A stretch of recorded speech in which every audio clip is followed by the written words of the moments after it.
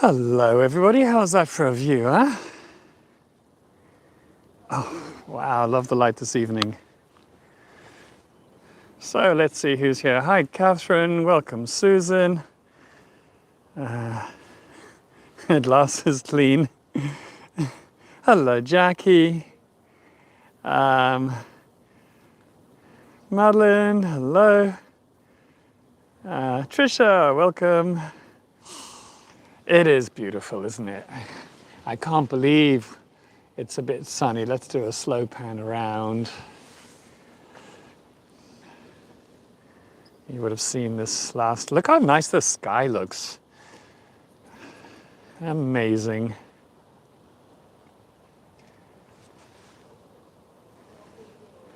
Are we on time? Yeah, hopefully the rain has passed now for a while. We've had our fair share, we certainly have. So, welcome everybody to Detailed Amsterdam number 16. Amazing how quickly the weeks go by, huh? And yeah, picking up where I left off, more or less. Here's that bridge, the Zandhoekbrug. And I got some old photos of it, so let me just get in the right position to line them up.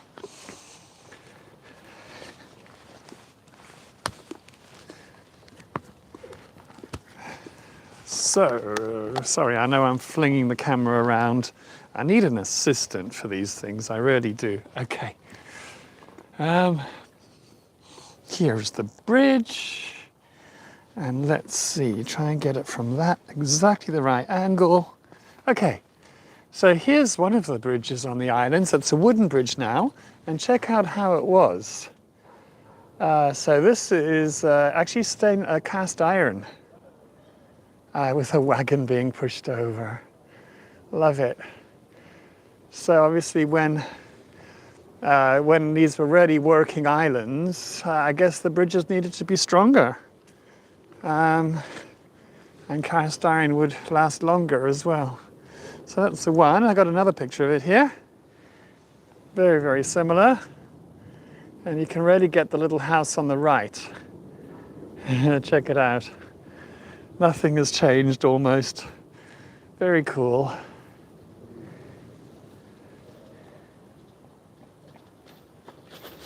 Well, what's nice about these old photos is I think enough time has passed now that we can actually all use them. So, let's get on with it. So this part of Amsterdam here, this corner, is called Zandhoek. Okay? And we're going onto an island now. Oh, that's so pretty. Just look at those clouds, they're amazing. And we'll probably never get as good a view of this again because eventually when I'm over that side we'll be too close to it. That's amazing, isn't it? I hope it looks as good for you as it looks on my phone because it's looking very, very super. Okay, we're just going on to the third of the Western Islands now. This one was originally called Reaeleiland, which means the back island, after the back. And in about 1624, it was kind of renamed after a rich family that owned lots of the island, and that was the Reael family, R-E-A-E-L. And the most high-profile member of the Reael family was Reaeil, Reael, and he lived from 1588 to 1648. He died the same year as the Treaty of Münster. So, yeah, he lived only through or during the 80 Years' War with Spain. He had a brother, Jacob, who was born after him and died before him.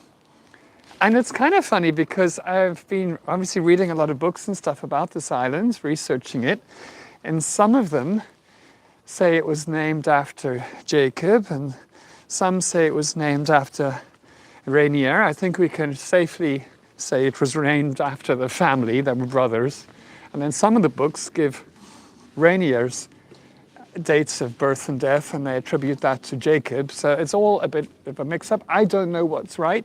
I'm not an expert on these islands, but it's complicated.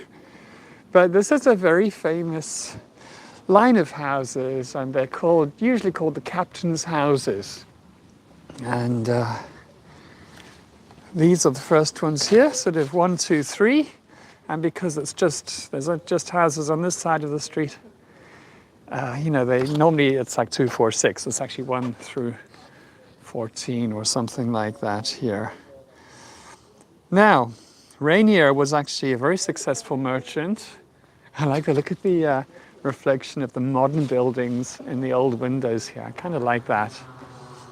Reaenear was a very successful merchant, and he was an aristocrat. He was actually also captain of one of Amsterdam's civic guards. Like Rembrandt's Night Watch painting, that's a civic guard painting. And Reaenear was captain of the guard painting that was famously painted by Frans Hals. And I'd heard of this painting a long time before I'd heard of Reaenear, because Frans Hals hated leaving Haarlem. He took this commission to do a civic guard painting in Amsterdam, and he really detested coming here. He hated it. And he couldn't get them to go to Haarlem. So he started the painting, and then it was finished by another artist, which is kind of quirky. But anyway, the big industries here on the island were herring, tar, sand. There was a peat market, brandy distillery, British American tobacco, and a whole bunch of other things. A lot of metal work in the area as well. And firstly, let's just talk about sand, because sand is such an important product. It was used as ballast in the boats and the ships, but it was also used for raising up the land. I mean, really what I'm standing on here. As you've seen all over Amsterdam, we have walls like this, and I'd cut up the swamp, and then they would have to import a whole lot of sand to raise up the roads and raise up the land like this. So it was actually possible to build houses and get around. And talking about houses, so onto these ones here. Gorgeous row, and so lots of lovely details today. So you can really see this gable stone here really shining with its gold paint. So the lion, as always, usually, as always really, is the Lion of Holland. And it says there, de Eendracht. And Eendracht means unity. So these houses generally had names as well, and this was referred to as de Eendracht.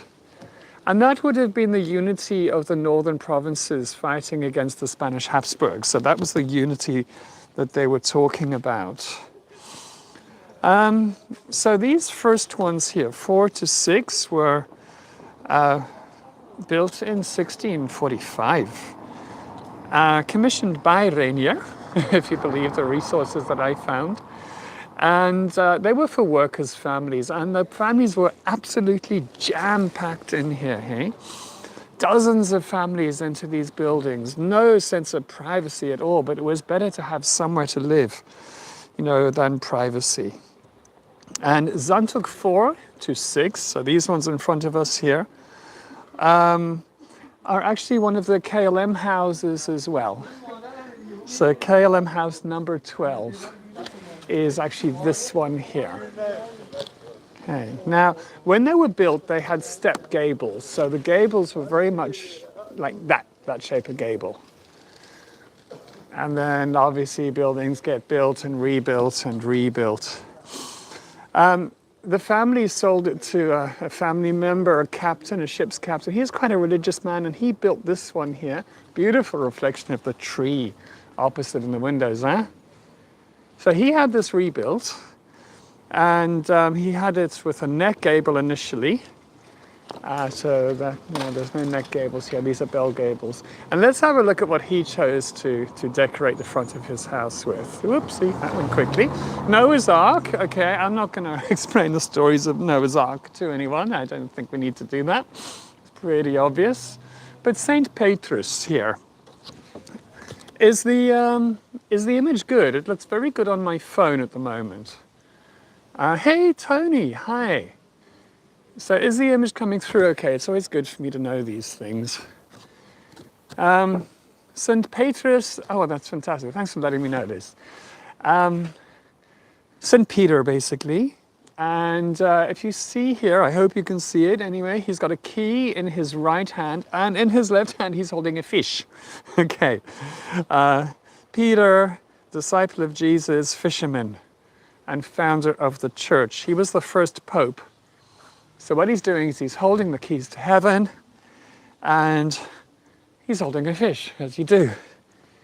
And then after the Noah's Ark, this house was known as Noah's Ark, by the way. And then the next gable stone is actually St. John. It looks like Ian, but that's a J. And this John is John the Baptist. Oops. Let's try and get a nice view here. So John the Baptist, he always has a staff. He has a Bible in his hand. And then just next to his left foot, is the sacrificed Lamb of God. Okay, so it was a very religiously aware house front. Oh, let me just try zooming out again. I've got a nice depiction of Noah's Ark there with 2 birds on the roof and then 4 animals up the gangway. Must have been crowded in there. And are we going to be able to zoom out? Not really, kind of, not too sure. In the late 1700s, all of these buildings were renovated and given, most of them given a kind of a Louis XV flair. And that's what we see up here. Louis XV with the feathers. And these 2 little windows were added. I've never spoken about these windows before. Louis XV one's very difficult for me to say, because when you read French and you see how a word is written, then you can just never say it. It's always better if you just hear it spoken first. But l'œil de bœuf, bull's eyes are what they're referred to, and these were little details typically added in the period of Louis XV. So we're talking there about the first 50 years, more or less, of the 1700s. Okay, and the next one is kind of cute, the little step-gabled one. And this is number 6. And this has a gable stone, which is actually the coat of arms. Remember, in Dutch they call that the wapen, which makes a certain amount of sense, weapons being arms. But the coat of arms of Assendelft. Spelling is a bit haphazard. Now we spell it with an A. But it's a bit strange because, it says exactly what it is, but the horse is pointing in the wrong direction on the coat of arms of the Assendelft. I think the horse is pointing that away. And the theory is, well, this horse is actually pointing in the direction of Assendelft. So maybe the person who put it here or lived here was kind of homesick, and he just flipped it round so it was pointing towards his hometown. Or maybe it's just a mistake. You know how people kind of get the wrong things tattooed on them? I suppose there's no real reason why you couldn't have just made a mistake. Wow. This is interesting. So this house here, with a beautiful bay, they all have these remarkable high windows. But these look like really one window all the way up. But there's the floor there, because there are radiators all the way along here. I think it must be absolutely wonderful to live here. It's such a lovely part of Amsterdam to have this view. Now, these houses were condemned as uninhabitable. And actually, I wanted to show you one of the how do you say, Hendrik de Keyser sign on the side. So they were declared as uninhabitable. This was good news for the cigarette company that wanted to actually expand their factory here. But then, thankfully, in 1943, they were declared to be national monuments. And here you can see the HDK, the blue sign here, That is the sign that this is a house that is managed and owned by the Hendrik de Keyser Foundation, which we've certainly spoken about before. So where they buy them in, they renovate them, and they let them out at a reasonable rent. There's a little gap here into an area behind where I'm not going. Oh, excellent, Anshia. I'm so glad. Maybe he said that, Liz. Oh, wow. How's that for a bit of evening sun? Sure. So there's an area behind the children's playgrounds and that type of thing. So here's the next line, numbers 8 to 14. Oh, I was about to get run over. 8 to 14. These ones are a bit simpler. And a nice detail here. I kind of like it anyway. It's a modern decorative stone. And it says something along the lines of when you're really in need, you find out who your friends are.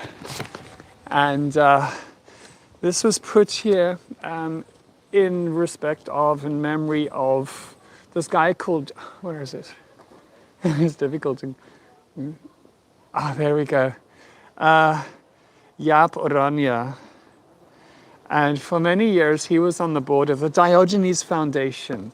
Now, I spoke about that foundation in the Jordan. That was the foundation that was created to provide, how would you say, housing for music students, you know, people who always annoyed the neighbors with their practicing. And just such a nice example of, hey, is Ruth on board? Welcome, Ruth. Of you know, people doing things for Amsterdammers. Lovely boat rental place here. It's so cool to rent boats like this. It's really nice to just potter around the canals.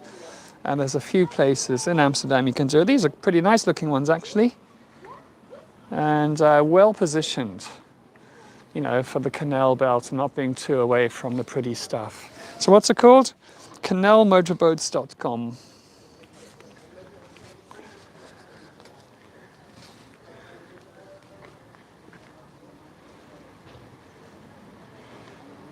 Right, and coming up to the last of this line of houses, it's probably the most famous one here.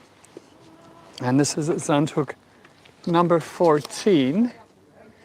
And it's called In de Gouden Reaal. Oops. So In de Gouden Reaal, in the Golden Real. And the real was a gold coin. It's also sometimes called the Carolus Gulden, the Carillion. I'm trying like, I'm not even going to try and say that. And let me just zoom into this one quickly. So, no, you don't need a license to use the little electric boats, Antje. Anyone can do it. Okay, so here we have, there's an image of one of my not favorite necessarily, like I would have liked to have hung out with him, but characters that I'm always coming back to and I'm very interested in is Charles V of the Habsburgs. And he's holding a sword and an orb, or the holy hand grenade for those of you who prefer. And this is basically showing that he owns the world. And the writing there is Latin, and it says, Charles, by the grace of God, Roman Emperor, King of Spain. And this building here also featured in a Dutch novel.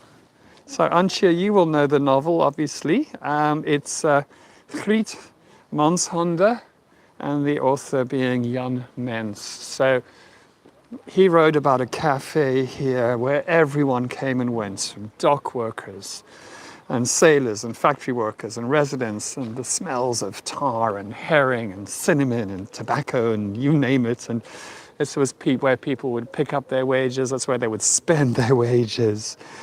And it's now a gastropub of the family Caron, Caron. So that was a famous Dutch celebrity chef. And like many places, closed on Mondays. But great terrace, so it's really nice inside. It's a bit expensive, to be fair. So looking at like a 4-course meal, I think that's about 70 something euros. And then with the wine pairings, that's another 45. So, hey Marlene, hi. And hello Mark and Lynn. So yeah, here's the terrace of that. Pretty nice. Sun on this drawbridge as well. Check this out. Okay.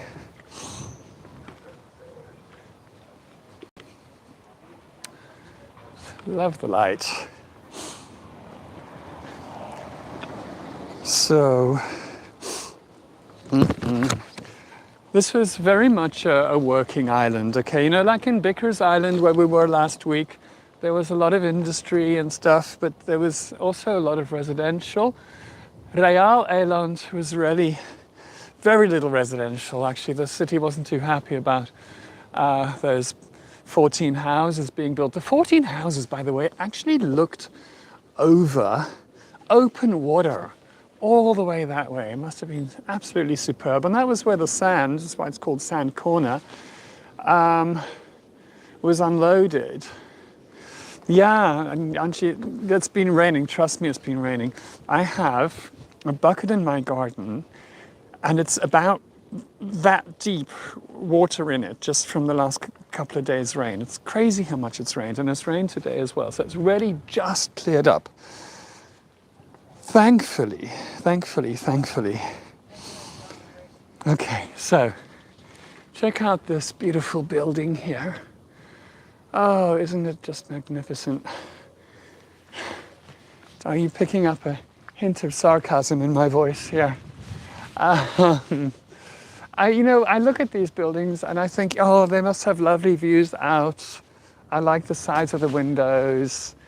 So, you know, I'm guessing that they're really pleasant places to live in. But there were big factory buildings here, and then they were broken down in, I think, 1983. And this is what we got. Yeah, so I've noticed also that the stairwells have the most wonderful lighting. If you want to, and so like wall-to-wall windows. Nice to live in a stairwell. So, let's see. One of the interesting things for me about doing these tours is I'm learning so much about Amsterdam. Now, in Detailed Amsterdam, number 1, you know what I'm going to do? I'm just going to show you the trash collection system here. I may have done this before, but here's a lovely example. And the neighborhood have even put fake grass down on it. How cool is that? So this is for bottles, and that's for paper. And then you pop it in here, and there's a container under the ground that goes down to about double my height. And when it's full, or at certain intervals, they just, a truck comes and it clicks something on the top of here, and it pulls it out of the ground, and it suspends it over the truck, and then it empties it and puts it back. It's a really good system. We need more of it, what with people ripping apart all the bins and stuff now to get the deposit on cans and bottles. But anyway, back to my story. So in Detailed Amsterdam number 1, I was on Dam Square, and I showed some lovely street lamps, straatlantaarnen, with winged lions, with mermaids' tails. And, you know, I really tried to find out something about them, and I couldn't. And it was kind of frustrating. And then just researching this tour, I found out about this company called Dixon's that had a factory here called the Atlas. And as it happens, I was researching about this building. That's how I found the story. This building was built in 1890. But the factory, the Atlas, was a metalwork factory and houses for a bit of absolutely random information. In 1844, King Willem I commissioned them to build, to make 8 of these cast iron street lanterns, street lights, to go in front of and behind the palace on Dam Square in commemoration of the inauguration of his son, Willem II. And so that's actually where they came from. It's kind of just so, I was so excited when I found that out. It's like a little piece of a jigsaw puzzle. Hello, kitty. Okay, I've got to, no. I'm trying to work on how I can get the camera down and show you the cat. No, never mind. I'm just being befriended by a cat. Okay, so that's what happened here. And then in 1890, when this building was built, it became a mirror and picture frame company until 1920. And then a storage area for rubber and tobacco. And then this area here was where there was a big factory, the British American Tobacco Company, until 1950. So millions, if not billions, of cigarettes were made here. And in 1983, Batco moved out and of the area. Now this is a very unusual little thing here.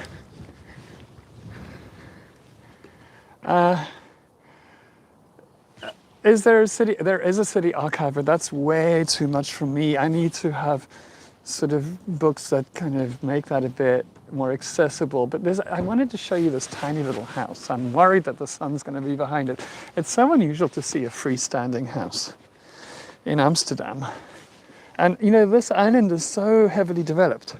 But look, here's a funny little house. There. I'll show you the front of it. It's very cool. Now,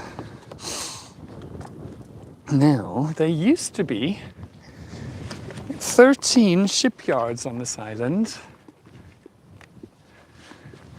And they're all gone except this one, I believe. I don't think there's another one. I think this is the only one. And it's still actually a little shipyard.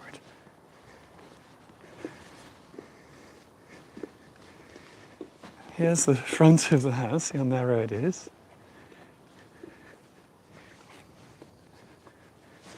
And then here, and this, as I said, is backing onto a shipyard.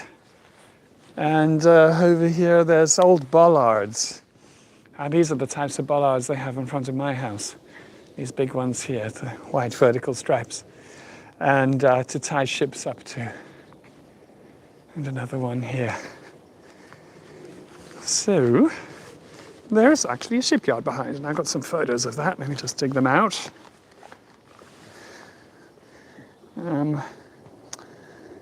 Oops. Oh, I didn't realize I had a picture of this. I wanted to, otherwise I would have shown you at the time.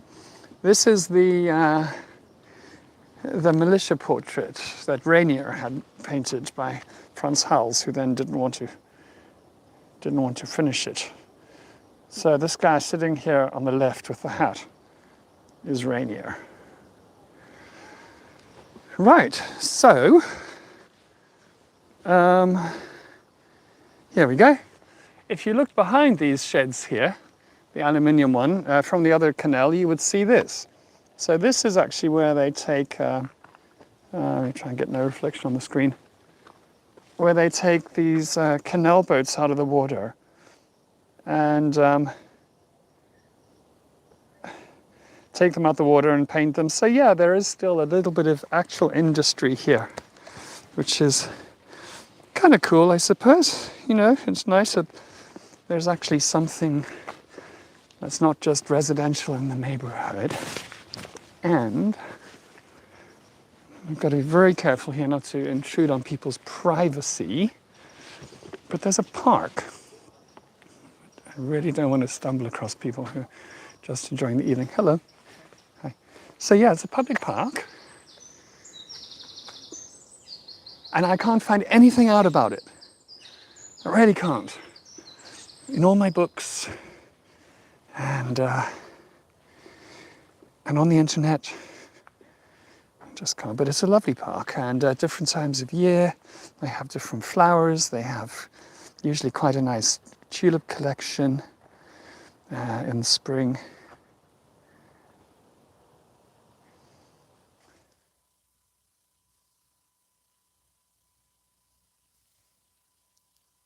I'm not actually sure what these are.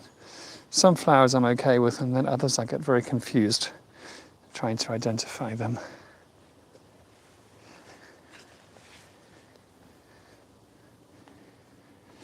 Anshia, I need to just get my act together and test some of these streaming platforms that kind of are an interface with YouTube, and then maybe I can do screen shares and stuff. It's really just a matter of trying to find the time. I did that once, and it was a disaster. I can't remember which the package was. So, yeah, there are ways. A friend of mine lives on this boat opposite, actually. It's a sea chalk, TJALK, an old cargo barge.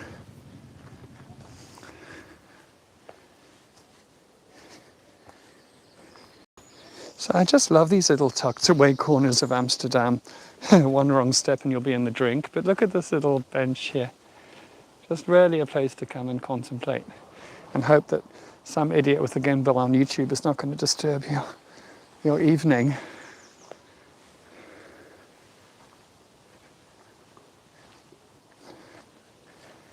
And another nice little set of lovers' chairs.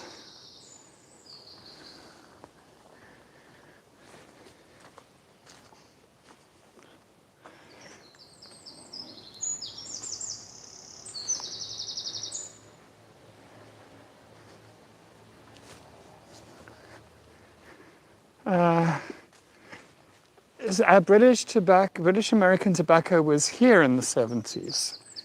Yeah, it was on this island. It was in 1983 that it left. And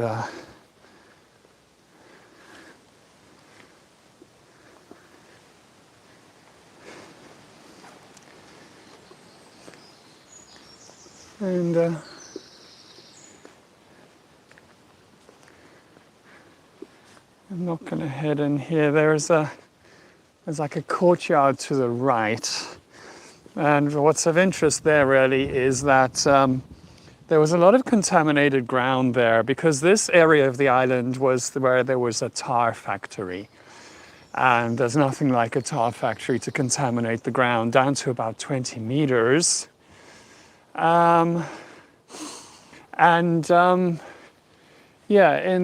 the area was redeveloped, so when are we talking?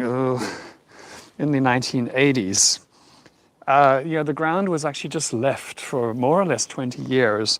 And then they excavated it down to 16 meters. And there's like a sustainable building on top and then a car parking underneath, which I thought, that's a really good idea. If you got contaminated ground. It's like, dig out all the stuff and stick an underground car park in. Brilliant.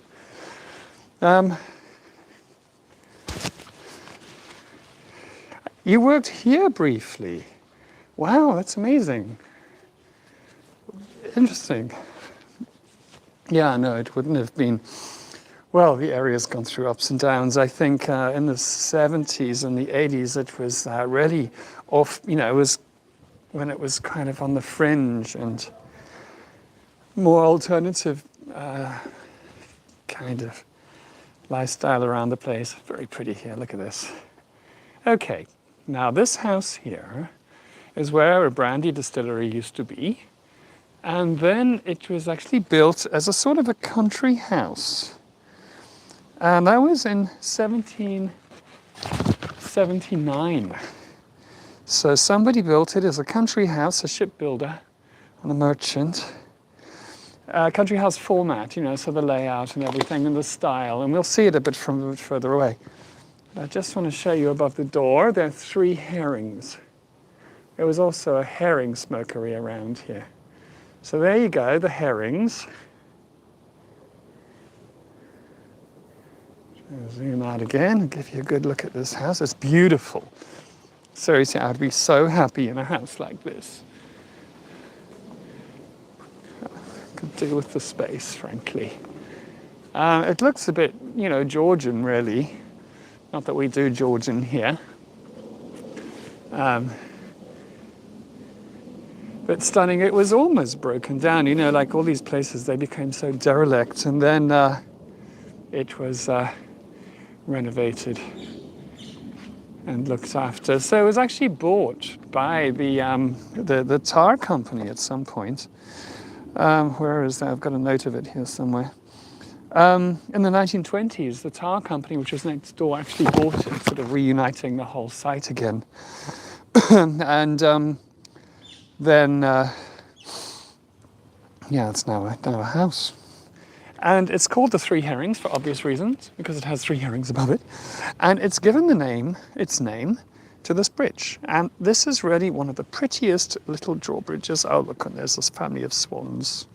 Maybe just try and turn you around not too fast and then zoom in, and you can see how big these cygnets are getting.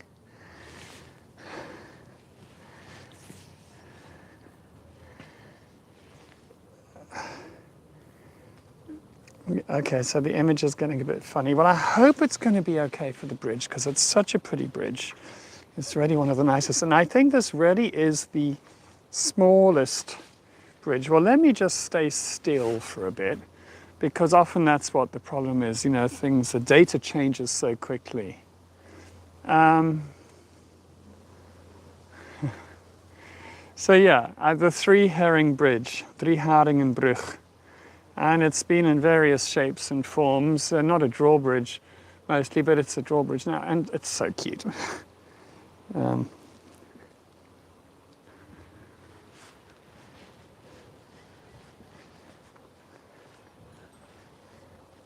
So, if you know of a narrower bridge, then let me know. So this is the true skinny bridge. Okay. Got some people cycling over.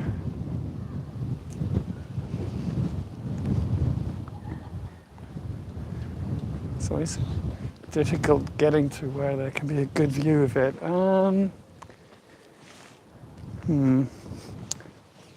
Okay, maybe down here I can get a good view on a bit of an angle.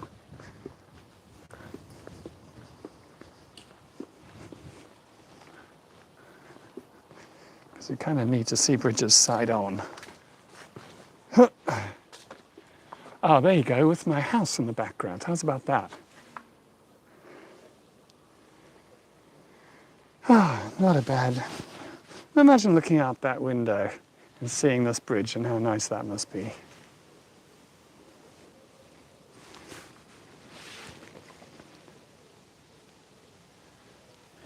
So, I have not thought of a quiz question. So let me just have a little think. Oops, let me just not film these people.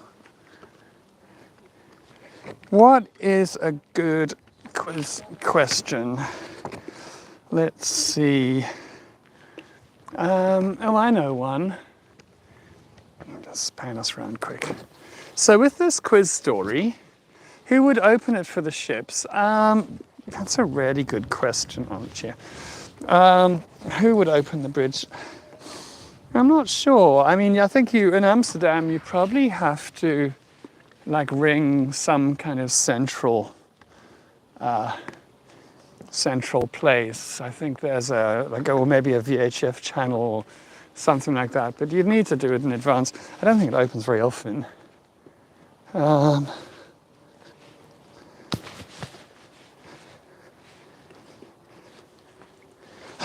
And this is kind of funny. I've seen this all over the islands. Don't swim because of the dirty bottom. Sorry. Jackie, I'm also not actually sure about that, never having done it. I don't know if there's a fee to open the bridges. There might be. There may well be. Okay, I need to think of... Ask for the name of a confused horse. No, well, you know, these quiz questions are really easy. It's just to see who was there. So let's see, we started in the sand corner. Okay, now the thing with the quiz questions is it's for a slicey. So if you don't want to win a slicey, then please don't answer the question. Okay. Should I make it a little bit more difficult, I think, than usual? I've been making them very, very, very easy. Oh no, I'll just make it easy. Okay. I showed you a building earlier, um, and the building was featured in a book. It was a cafe, yeah? And on the front of the building was a decoration, a Gable stone. And the Gable stone was of a gold coin whose face was in the gold coin, is the quiz question. Whose face was in the gold coin on the front of the building at Zandhoek number 14? It was the face of a king. Anyone know who it was? For a slicey, or maybe you've all got sliceys already. I realize that's also highly possible.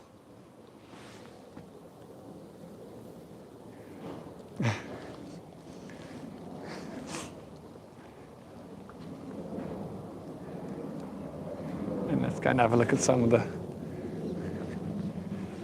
Does anyone know when they're holding back?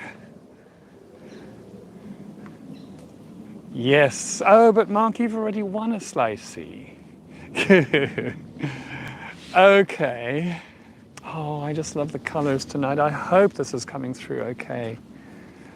The crowd may well be at slicey. Is there anybody here who hasn't won a slicey, who wants a slicey?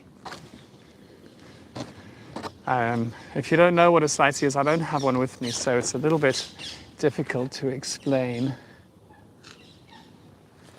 We all sliced out. I got so many of the things at home as well. Ooh, I can see.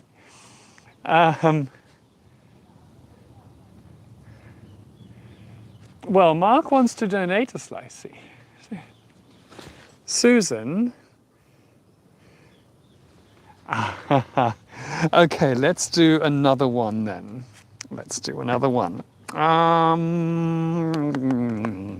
Okay, so earlier in the tour, I showed a house with the gable stone of Noah's Ark.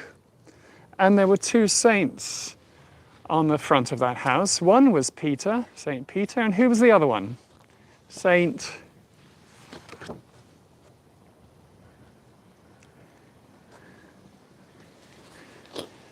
No, it wasn't Paul. It wasn't Paul. There was Saint Peter, John the Baptist. Tricia, well done, Tricia. So you win the slicey. If you'd like to send me, DM me, or in the description of this tour is my email address, mark@thatdamnguy.com, and I'll post it to wherever you wish. And Anthony. Cool. Okay, I can't believe it's not raining. I know I said that last time, but it really feels like we might actually have a little bit of summer, which hasn't been around. You know, we had this cold April, and then I can't even remember May. June was brilliant. July was warm and wet, and now August has been cold and wet. And so yeah, it's according to the weather, we might actually have some warmer weather this week, which will be very, very welcome. So thank you for joining, everybody. And yeah, stay well and happy travels, and lovely to share the time with you. And Mark, over and out.